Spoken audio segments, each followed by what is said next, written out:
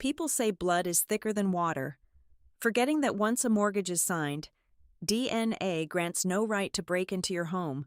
I worked 80-hour weeks to build my fortress, only to find the enemies tearing it down were my relatives. Call me a villain for turning my back on them. But hear this story. Then tell me, would you choose to be a homeless saint or a villain sleeping in your own bed? Hello, wonderful listeners of Maya Revenge Stories. Unfortunately, YouTube has completely disabled our channel's monetization, leaving us without the budget to keep the lights on and pay our hard-working team. If you find today's story engaging, please consider supporting us with just $1 so our staff can pay their bills and continue creating these videos for you.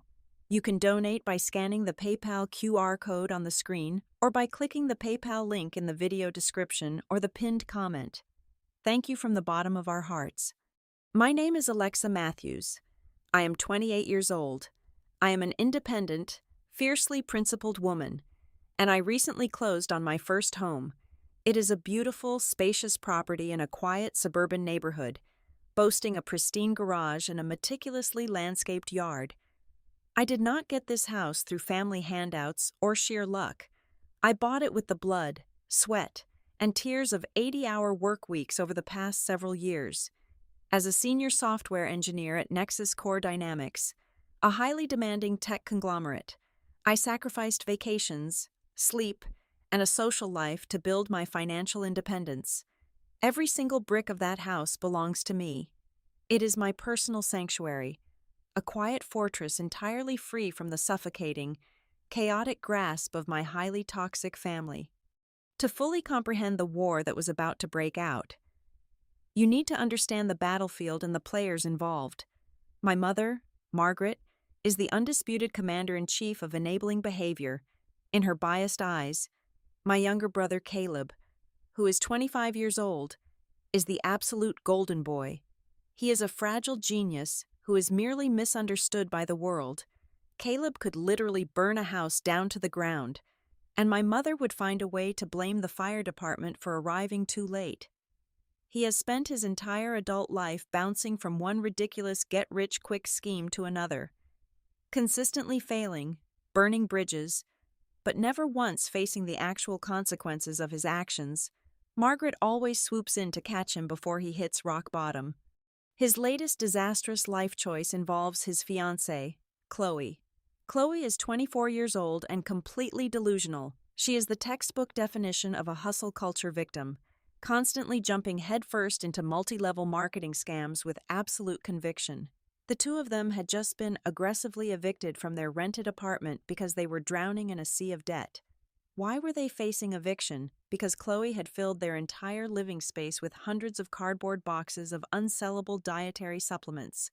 She had blown all of their rent money on toxic protein powders that tasted like chalk and promised to cure everything from baldness to bad credit.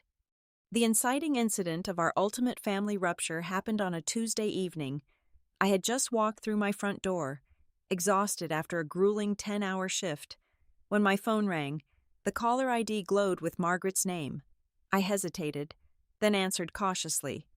"Alexa, sweetie, your brother needs a tiny favor," my mother said, her voice dripping with that synthetic, sickly sweet tone she always uses right before making an outrageous, boundary-stomping demand. Caleb and Chloe are in a bit of a transitional phase right now. They need to stay in your guest room temporarily, just for a few months until they get back on their feet. Oh, and you will need to clear out your garage this weekend so Chloe can safely store her business inventory. She has a lot of valuable stock. She phrased it as a casual favor, but it was an absolute command masked as familial duty. I gripped my phone tight, taking a deep breath to steady the sudden rage bubbling inside my chest. "No, Mom," I said flatly, leaving no room for interpretation. "They are not moving in. Not even for one single night." "Excuse me?" Her voice instantly lost the sugary coating, snapping into a sharp, venomous pitch. "They are your family. Alexa, it is just temporary." Temporary," I scoffed, unable to hide my bitter amusement. "Do you remember when Caleb needed a place to stay temporarily 3 years ago? He ended up squatting in my tiny apartment for 18 long months. He refused to pay a single dime for groceries, utilities, or rent, and he left my couch smelling like stale beer and failure. I remember it vividly. And Chloe has hundreds of boxes of pyramid scheme garbage. I am not turning my hard-earned, newly purchased home into a warehouse for a failed scam. They are irresponsible adults, and I am not fixing their self-made mess this time. "You selfish, arrogant brat," Margaret screeched through the speaker, her volume forcing me to pull the phone away from my ear. "I raised you better than this. He is your flesh and blood. You have a huge house with empty rooms, and you are going to let your own brother live on the street like a stray dog. He is 25 years old. He can get a real job. He can rent a cheap motel, but he is not stepping foot on my property. My answer is absolutely no, and this conversation is over." I hung up the phone and immediately muted her contact, tossing the device onto the kitchen counter. But shutting down the call did not stop the impending onslaught. Within 10 minutes, my phone began vibrating violently. A relentless barrage of manipulative text messages flooded my screen. She called me a monster, a cold-hearted corporate robot, and a disgrace to the family name. She explicitly threatened to turn our entire extended family against me if I did not unlock my doors by the weekend. She truly thought she could guilt-trip and bulldoze me into submission, just like she had done my entire life when we lived under her roof. But she fundamentally misunderstood the woman I had become. The lines were drawn, the gates were locked, and the war for my sanctuary had officially begun. I pulled onto my street on Thursday afternoon, completely exhausted and desperately craving the quiet solitude of my living room. But as my house came into view, the color drained entirely from my face. A massive, battered moving truck was parked illegally, not in my driveway, but aggressively angled directly onto my pristine front lawn. Deep, muddy tire trenches tore through the meticulously manicured grass. A sudden geyser of water erupted near the front tire. They had completely crushed my automatic sprinkler system. The water was actively flooding the sidewalk. My eyes darted toward the garage, and what I saw made my blood run absolutely ice cold. There stood Caleb, grunting and sweating, violently wedging a heavy steel crowbar under the bottom lip of my expensive, newly installed garage door. He was actively trying to pry it open by brute force. Right beside him, anxiously wringing her hands, was Chloe. She was surrounded by a massive, disorganized wall of 50 identical, cheap cardboard boxes, heavily plastered with her ridiculous wellness company logo. They looked like a pair of desperate scavengers trying to breach a vault. Before I could even process the sheer audacity of a literal home invasion happening in broad daylight, the passenger door of the moving truck swung open. Margaret stepped out. She did not look guilty. She did not look apologetic. She looked incredibly smug. She adjusted her cardigan and strutted toward my idling vehicle with the triumphant swagger of a conquering general. She marched right up to my driver's side window and slapped a crinkled piece of paper against the glass. I rolled the window down just 2 inches, enough to hear her venomous voice over the sound of the broken sprinkler. "Surprise, sweetie," Margaret announced, offering a sickeningly fake smile. "I told you family looks out for family. Since you wanted to be difficult, I took matters into my own hands. I have a legally binding residential lease agreement right here." She shoved the paper closer to the narrow opening. I squinted at it. It was a comically amateur document, clearly printed directly from some free online template website. The margins were crooked, and it had 0 official notarization. "I signed it as the property guardian," my mother declared proudly, puffing out her chest. "As your mother, I possess legal overarching rights to manage your assets when you are acting emotionally unstable and unreasonable. Caleb and Chloe are moving in right now. So, be a good girl. Stop throwing a tantrum, and give your brother the garage code before he breaks the door." A normal person might have screamed. A normal person might have thrown the car into park, jumped out, and engaged in a deafening shouting match right there on the flooded lawn for all the neighbors to see. Margaret was actively counting on that. She thrived on dramatic, chaotic public scenes where she could manipulate the narrative and wear her opponent down. I did not give her a single word of argument. I did not waste an ounce of my breath. I simply stared at her, utterly devoid of emotion. I rolled the window back up, sealing off her smug voice. I shifted my car into reverse, backed up smoothly to the edge of the street, and pressed the lock button on my key fob. The heavy click of the car doors locking echoed loudly in the tense air. Margaret's smile instantly vanished. She slapped the glass again, her mouth moving angrily, demanding I open the door. I completely ignored her. I picked up my phone, calmly dialed 911, and held the device to my ear. "Emergency dispatcher. What is your emergency?" the operator asked. "Yes, I need police assistance immediately," I said, my voice steady and unyielding. "I am sitting in my car outside my home. There are 3 hostile individuals trespassing on my property. They have destroyed my landscaping and are currently using a crowbar to break into my garage." I did not mention they were my family. To me, at that exact moment, they were nothing but dangerous intruders. Exactly 10 minutes later, the wail of police sirens pierced the quiet suburban neighborhood. 2 squad cars swerved onto my street, their red and blue lights flashing intensely against the overcast sky. 4 heavily armed officers stepped out, immediately unholstering their tasers as they zeroed in on Caleb, who was still stupidly clutching the steel crowbar. "Drop the weapon and step away from the building right now," the lead officer barked, his voice echoing off the surrounding houses.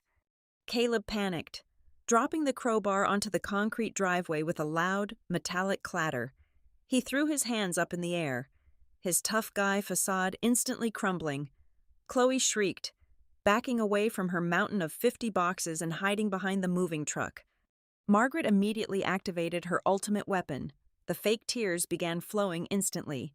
She rushed toward the officers, dramatically pressing a hand to her chest.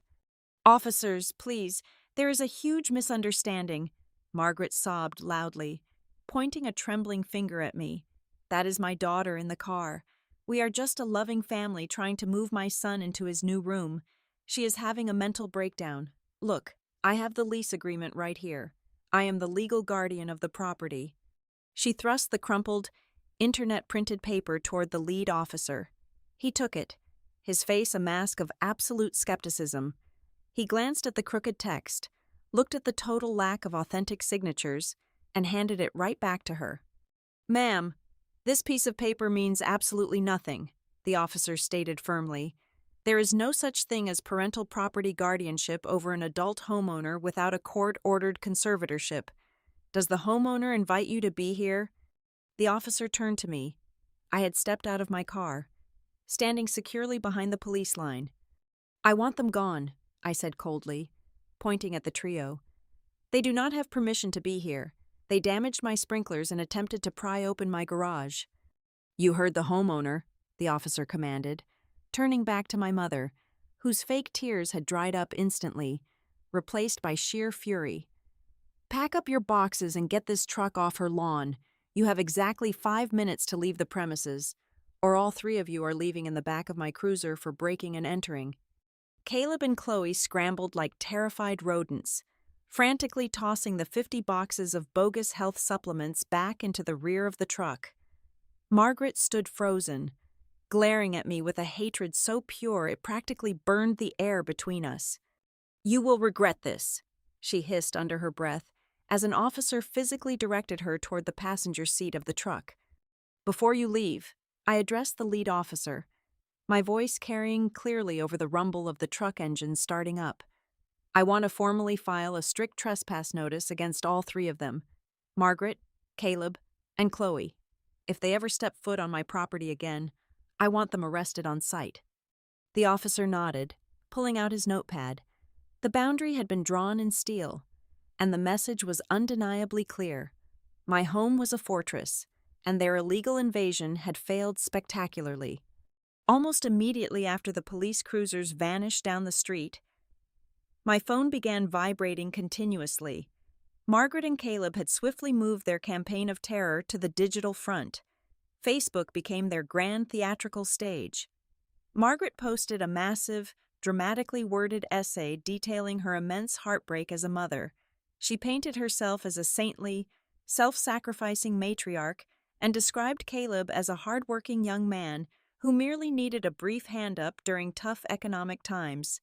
In her highly edited narrative, I was cast as the cold-blooded, greedy villain who hoarded wealth and intentionally left her own flesh and blood to freeze on the unforgiving streets. Within an hour, my phone blew up with direct messages from aunts, uncles, and distant cousins I had not spoken to in over 5 years. They called me selfish, cruel, and a complete disgrace to the family name. One uncle even demanded I wire Caleb $1,000 to make up for the emotional damage I had caused. Did I reply to a single one of them? Absolutely not. Engaging with irrational people who thrive on manufactured drama is a losing game. It is like trying to play chess with a pigeon. The bird will just knock over all the pieces, defecate on the board, and aggressively strut around claiming absolute victory. I simply restricted their profiles, muted the notifications, and went to sleep. The next morning, I initiated my own countermeasure. I did not waste time typing angry internet responses. Instead, I poured my energy and my finances into fortifying my physical boundaries. I hired a top-tier private security firm to transform my property into an impenetrable fortress by noon. A fleet of white vans was parked outside. The technicians worked for 8 solid hours. They installed an advanced artificial intelligence camera system that provided a 360-degree view of my property. The artificial intelligence was programmed to distinguish between animals, vehicles, and human beings, sending instant alerts directly to my phone. I had them replace every single exterior lock with heavy-duty biometric smart locks. Finally, they reinforced the main gate with solid steel and a secure electronic keypad. My house was no longer just a suburban sanctuary. It was a maximum security zone. It cost me several $1,000s. But the psychological peace of mind was worth every single penny. It did not take long for the expensive new system to prove its absolute necessity. At exactly 2:15 in the morning on a Sunday, my phone chimed with a high-priority perimeter alert. I grabbed the device from my nightstand and tapped the notification. The night vision camera fed a crystal-clear, high-definition video directly to my screen. There was Caleb, creeping through the dark shadows of my backyard like a heavily intoxicated raccoon. He was dragging 3 of Chloe's massive cardboard boxes across the wet grass. His brilliantly stupid master plan was to pry open my basement window and forcefully shove the multi-level marketing dietary supplements inside, forcing me to either keep his inventory safe or deal with the physical mess. I sat up in bed, poured a glass of water, and watched him struggle with the reinforced window latch for about 90 seconds. He was panting and swearing silently. Once he finally managed to wedge a screwdriver into the frame, I pressed the emergency panic button on my phone application. A deafening, 130 decibel siren erupted from the exterior speakers hidden under the eaves of my roof, accompanied by blinding white strobe lights that flashed like lightning. Caleb jumped backwards so violently that he completely cleared the bushes, tripped over the boxes, face-planted right into the muddy dirt, and scrambled over the wooden fence. He ran down the street in absolute terror, leaving his precious cargo abandoned in my yard. I smiled, took a sip of water, and went right back to sleep. But the comedy came to a grinding halt when Margaret realized physical intimidation was impossible. She decided to escalate the situation to an entirely new, incredibly dangerous level. By Tuesday afternoon, I received a sudden calendar invitation for an emergency meeting with the head of human resources at Nexus Core Dynamics. When I walked into the glass-walled office, the human resources director looked deeply concerned and highly uncomfortable. She asked me to sit down and then played a recorded voicemail for me. It was Margaret. My mother had aggressively called my corporate office, lied to the receptionist about a medical emergency, and left a frantic, entirely fabricated message. She claimed I was suffering from a severe psychotic mental breakdown. She officially accused me of stealing tens of thousands of dollars of family assets to illegally purchase my house, and she demanded the company terminate my employment immediately for the physical safety of my colleagues. She was genuinely trying to destroy my professional reputation and cut off my only source of income. However, Margaret severely underestimated my standing at the company and the intelligence of my employers. I was a senior engineer who consistently delivered top-tier results. The corporate leadership team did not believe a single word of her unhinged, screaming rant. In fact, they were utterly horrified that an employee was being subjected to such malicious outside harassment.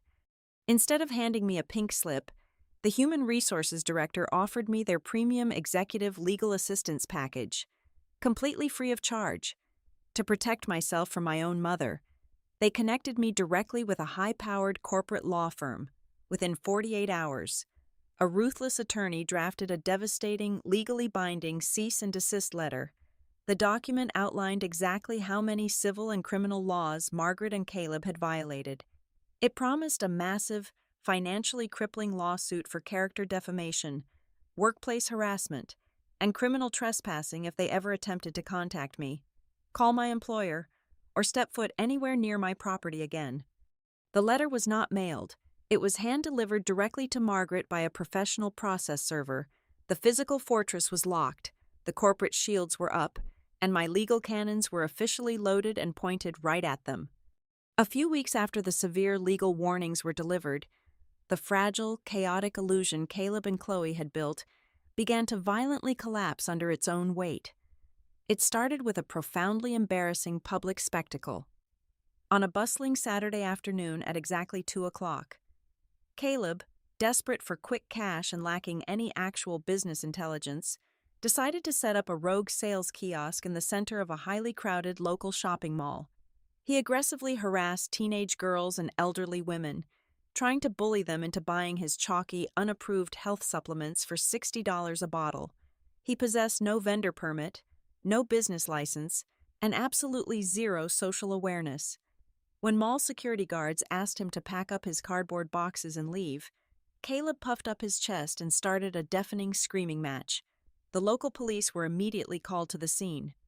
He was swiftly slapped in heavy metal handcuffs and dragged into a concrete holding cell for unlicensed soliciting and severely disturbing the public peace. The judge set his bail at exactly $2,500. My phone's blocked call log showed 27 desperately attempted calls from Margaret between 4 o'clock and 6 o'clock that evening. Since she could not breach my digital barriers, she left a series of unhinged, crying voicemails in my blocked messages folder. She begged me to wire the bail money, frantically claiming her precious golden boy was terrified, freezing, and unjustly targeted by the corrupt police. I listened to exactly 10 seconds of the first recording, smiled coldly, and permanently deleted the entire folder. Let him sit in that cell. He earned every single minute of it. But a night in the county jail was merely a tiny, insignificant ripple compared to the absolute tsunami that was secretly forming off the coast of their lives. To ensure my permanent restraining order would be entirely bulletproof and unquestionable in front of a judge, my corporate lawyer had retained a highly specialized, ruthlessly efficient private investigator. His explicit job was to dig deep into Caleb and Chloe's background, searching for a documented history of financial instability, property damage, or criminal behavior to present to the court as hard evidence of their threat level. On a rainy Wednesday morning at 9:30, the investigator invited me to his private, wood-paneled office. He did not simply hand me a few printed pages of background checks. He pushed a massive, 3-inch thick black binder across the heavy mahogany desk. His face was entirely devoid of humor, completely grim. Your brother and his fiancée were not evicted from their apartment simply because they missed 3 months of rent, the investigator stated calmly, firmly tapping the heavy binder with his index finger. Their landlord initiated an emergency eviction because federal postal inspectors started showing up at the property, asking highly specific questions. Chloe is not just a gullible victim of a multi-level marketing pyramid scam. She is actively running a highly sophisticated felony-level credit card fraud ring, and those thousands of diet supplements are nothing but a physical front for the operation. I sat there in stunned, absolute silence as he systematically laid out the horrifying evidence.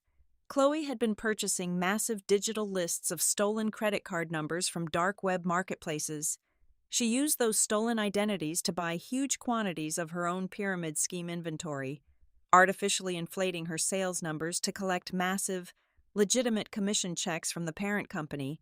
She was effectively laundering dirty, stolen money through terrible protein powder. But that is not the most devastating part, the investigator continued, his voice dropping an octave as he leaned forward. Running a criminal scheme of that magnitude requires massive initial capital.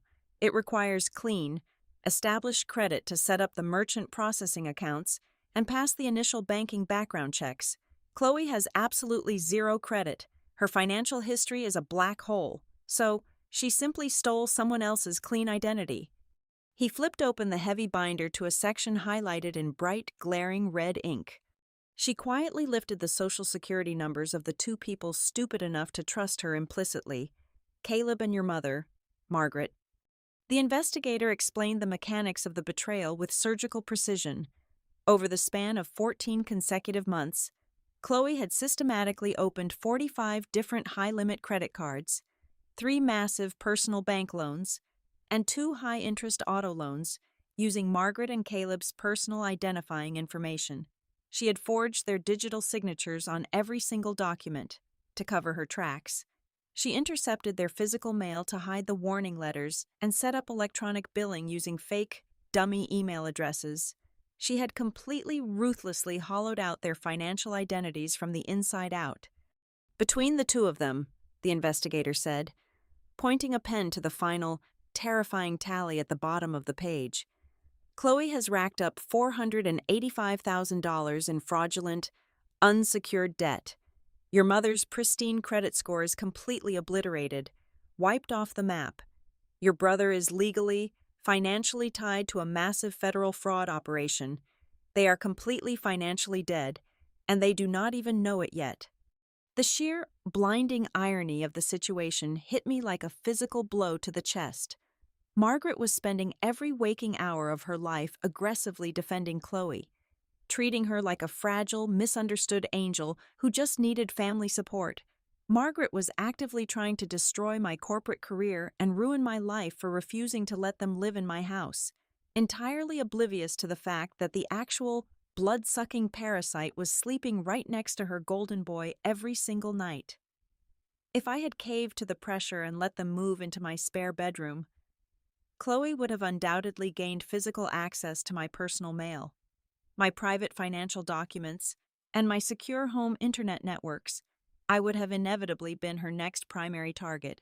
My strict, unforgiving boundaries had literally saved me from complete financial execution. Did I pick up my phone to warn my mother? Did I rush over to the cheap motel they were currently staying at to desperately save them from the impending doom? Absolutely not. Margaret had made her bed when she tried to have me fired and falsely accused me of a severe psychiatric breakdown. Caleb had made his bed when he tried to violently pry open my garage door with a steel crowbar. They chose their allegiance. I calmly thanked the private investigator, paid his final invoice in full without hesitation, and took secure possession of the massive black binder. I digitized every single page of the banking records, the false loan applications, and the dark web transaction logs. I handed a copy over to my lawyer to finalize my protective order, but I kept the original physical files locked safely away in my own fireproof safe. I was not going to play the righteous hero. I was simply going to sit back, watch the dark clouds gather, and wait for the lightning to finally strike.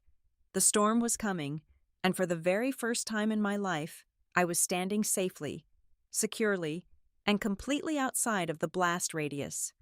The inevitable explosion finally detonated at exactly 6 o'clock on a freezing Thursday morning. Having entirely exhausted their cheap motel funds, Caleb and his scheming fiancée had formally retreated, moving all their remaining garbage bags of belongings into Margaret's 2-story suburban home. They thought they were safe behind her enabling, fiercely protective walls. They were completely wrong. The quiet, predictable peace of my mother's neighborhood was violently shattered by the sudden arrival of 4 massive, black tactical vehicles. Dozens of heavily armed federal agents from the Federal Bureau of Investigation, flanked by specialized detectives from the State Economic Financial Crimes Division, swarmed the property. They did not politely knock and wait for Margaret to put on her bathrobe. A heavy steel battering ram smashed through the solid oak front door, splintering the frame into 100 jagged pieces. The deafening sound of law enforcement officers' screaming commands echoed down the entire residential street, waking every single neighbor within a 3-block radius. The tactical unit swept the house with ruthless, practiced efficiency. They found Chloe barricaded inside the upstairs guest bathroom. She was not crying. She was not calling out for her beloved fiancé to protect her. Instead, she was aggressively swinging a heavy iron hammer down onto a black encrypted external hard drive, desperately trying to shatter the magnetic platters before the federal agents could seize the digital evidence. Sitting right next to the toilet was a fully packed, hard-shell rolling suitcase containing thousands of dollars in stolen cash and a one-way airline ticket to a state on the opposite side of the country. She was fully preparing to abandon Caleb that very morning, leaving him to take the entire legal fall while she vanished into thin air. 2 female agents forcefully tackled her to the ceramic tile floor, ripping the hammer from her grasp and snapping heavy metal handcuffs tight around her wrists. Downstairs in the living room, the scene was one of pure, pathetic chaos. Caleb was dragged out of his bed, wearing nothing but wrinkled pajama pants. He was crying hysterically, loudly demanding that the agents release him, screaming that he was merely a legitimate independent business owner selling health supplements. The lead federal investigator simply stared at him with absolute disgust. He informed my brother that his signature and personal identification were listed as the primary guarantor on exactly 23 highly fraudulent merchant processing accounts and dozens of forged credit applications. Caleb was officially charged as a primary co-conspirator in a massive interstate wire fraud operation. He was unceremoniously shoved into the back of a heavily armored transport van, his golden boy status absolutely worthless against federal indictments. Margaret stood shivering on the cold front lawn, clutching her silk robe, her face drained of all color. She was desperately trying to use her classic manipulation tactics, crying and begging the agents to realize this was all a giant mistake. Her theatrical performance was abruptly cut short when a stern, unsmiling representative from her primary banking institution, accompanied by a local sheriff deputy, stepped forward. He did not offer her a tissue. He handed her a thick stack of legally binding documents. It was a formal notice of immediate foreclosure and asset seizure. Chloe had not just ruined their credit scores, she had secretly taken out massive, high-interest second mortgages against the total equity of Margaret's home using my mother's stolen identity, because those loans had been in total default for over 120 days. The bank was officially taking the property. Her perfect credit rating was annihilated. Her massive debt was astronomical. Margaret dropped to her knees right there on the wet, freezing grass, the legal papers scattering violently in the cold morning wind. Her entire empire of lies, enabling, and false superiority collapsed in less than 15 minutes. By Friday evening, the entire humiliating spectacle hit the local news networks. The front page of the county newspaper featured highly unflattering, high-definition mugshots of both Caleb and Chloe, alongside a heavily detailed article outlining the massive credit card theft ring hiding behind the fake multi-level marketing company. The social media fallout was absolutely instantaneous and entirely predictable. Every single aunt, uncle, and distant cousin who had spent the last month aggressively blowing up my phone and publicly cursing my name suddenly scrambled to erase their digital footprints. The venomous posts calling me a heartless monster were rapidly deleted. The demanding messages stopped completely. My phone was dead silent. They were absolutely terrified of being legally or socially associated with a highly publicized federal fraud case. 2 weeks later, the final nail was driven firmly into the coffin. I walked into Department 54 of the county courthouse alongside my corporate attorney for the final hearing regarding my permanent restraining order. Margaret showed up to the courtroom looking entirely broken. She wore a wrinkled dress, her hair was unkempt, and her arrogant, controlling posture was completely gone. She stood before the judge, weeping genuine tears this time, claiming she had lost her home. Her son was facing 10 to 15 years in federal prison, and she just needed to speak to her daughter. My attorney did not even need to raise his voice. He calmly approached the bench and handed the judge a high-resolution tablet. He played the security footage of Caleb violently attempting to pry my garage door open with a crowbar, followed by the audio recordings of Margaret explicitly threatening to destroy my career by lying to my corporate human resources department. The presiding judge, an older, incredibly stern man, watched the evidence and then glared down at Margaret with unbridled contempt. "Ma'am, the level of malicious entitlement you have displayed is absolutely staggering," the judge stated, his voice echoing loudly in the silent courtroom. "You actively enabled a criminal enterprise under your own roof, and when your daughter correctly identified the severe threat and established a healthy boundary, you attempted to destroy her livelihood out of sheer, vindictive spite. You are a profound danger to her personal and professional safety." The judge did not hesitate for a single second. He aggressively slammed his heavy wooden gavel down onto the sounding block. He granted the maximum permanent protective order available under state law. If Margaret or Caleb ever came within 1,000 feet of my person, my property, or my place of employment, they would be immediately incarcerated without the possibility of bail. The legal steel doors slammed entirely shut, locking them out of my life forever. The legal hammer finally dropped on my brother, facing decades in a federal penitentiary. His fragile loyalty to his fraudulent bride vanished instantly. Caleb eagerly accepted a strict plea deal. He sang like a canary, testifying against Chloe's entire dark web operation in exchange for 5 years of federal probation. He technically avoided a prison cell, but he walked away as a convicted felon, completely unemployable and permanently saddled with hundreds of thousands of dollars in court-ordered restitution. His golden boy status was officially revoked by reality. Margaret's perfectly curated suburban illusion met an equally harsh end. The bank aggressively finalized the foreclosure, swiftly auctioning off her house to recover the massive debts Chloe had secretly accumulated. Margaret was forced to pack whatever meager belongings she could fit into her aging car and relocate to a cramped, severely run-down studio apartment in the absolute worst, most dangerous district of the city. Her desperation ultimately drove her to make one final, incredibly foolish mistake. On a freezing, violently rainy Tuesday night, she broke the law. My perimeter alarms chimed softly. I checked the live camera feed and saw Margaret standing outside my reinforced steel gate. She was completely drenched, shivering violently, and blatantly violating the strict terms of the permanent protective order. She pressed the intercom button, her voice cracking over the speaker. "Alexa, please open the gate," she sobbed hysterically. "I have absolutely nowhere else to go. I am so cold. Please, you have to let me in."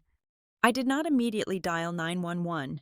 Instead, I put on my warm coat, retrieved a single printed document from my home office, and walked calmly down my driveway into the pouring rain. I stood securely behind the heavy iron bars, looking completely impassive into the panicked eyes of the woman who had spent my entire life nurturing a destructive parasite while actively trying to ruin my hard-earned career. "Please, Alexa, I am your mother," she wept, her wet hands desperately gripping the cold steel. I did not give her a single word of comfort. I did not argue. I simply reached forward and smoothly slid the folded piece of paper through the narrow gap between the bars. It was not a check. It was a highly detailed, legally verified list of local homeless shelters and government-funded emergency housing programs. I turned my back to her and walked away. The heavy electronic lock on the gate engaged with a loud, absolute click, completely drowning out her wailing cries. Life without the suffocating weight of my toxic relatives has been nothing short of spectacular. Free from their endless emotional extortion, I poured my undivided, intense energy into my corporate projects. Last month, Nexus Core Dynamics officially promoted me to lead systems architect, a position that came with a massive salary increase and unprecedented executive authority. As I sit here this evening, slowly sipping a glass of premium red wine in the absolute silence of my secure, beautiful home, I feel no regret, Society loves to claim that setting ruthless boundaries will destroy your family, but that is fundamentally untrue. My ironclad boundaries did not destroy them. It merely exposed the deep, incurable rot that was already consuming them, and it successfully protected me from burning to the ground in their inevitable ashes. Thank you so sincerely for listening to my story until the very end. Where in the world are you tuning in from today? If you found today's journey engaging and worthwhile, please consider supporting our team with just $1 by scanning the PayPal QR code on your screen or by clicking the PayPal link in the description or the pinned comment. Your generous contribution ensures our dedicated staff can pay their bills, feed their families, and continue producing these high-quality stories for you to enjoy. Stay safe and always protect your peace.